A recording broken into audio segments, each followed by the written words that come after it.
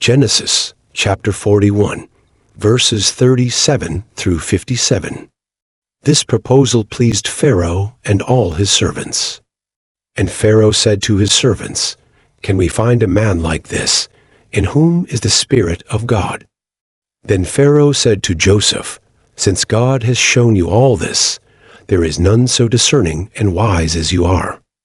You shall be over my house, and all my people shall order themselves as you command. Only as regards the throne will I be greater than you." And Pharaoh said to Joseph, "See, I have set you over all the land of Egypt." Then Pharaoh took his signet ring from his hand and put it on Joseph's hand, and clothed him in garments of fine linen, and put a gold chain about his neck. And he made him ride in his second chariot.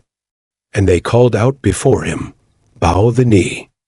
Thus he set him over all the land of Egypt. Moreover, Pharaoh said to Joseph, "I am Pharaoh, and without your consent, no one shall lift up hand or foot in all the land of Egypt." And Pharaoh called Joseph's name Zaphenath-Paneah. And he gave him in marriage Asenath, the daughter of Potiphar priest of On. So Joseph went out over the land of Egypt. Joseph was 30 years old when he entered the service of Pharaoh king of Egypt. And Joseph went out from the presence of Pharaoh, and went through all the land of Egypt. During the 7 plentiful years the earth produced abundantly, and he gathered up all the food of these 7 years, which occurred in the land of Egypt, and put the food in the cities.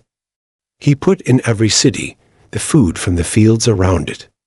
And Joseph stored up grain in great abundance, like the sand of the sea, until he ceased to measure it, for it could not be measured. Before the year of famine came, 2 sons were born to Joseph.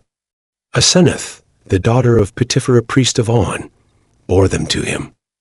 Joseph called the name of the firstborn Manasseh. For, he said, "God has made me forget all my hardship and all my father's house." The name of the second he called Ephraim, for God has made me fruitful in the land of my affliction. The 7 years of plenty that occurred in the land of Egypt came to an end, and the 7 years of famine began to come, as Joseph had said. There was famine in all lands, but in all the land of Egypt there was bread. When all the land of Egypt was famished, the people cried to Pharaoh for bread. Pharaoh said to all the Egyptians, "Go to Joseph.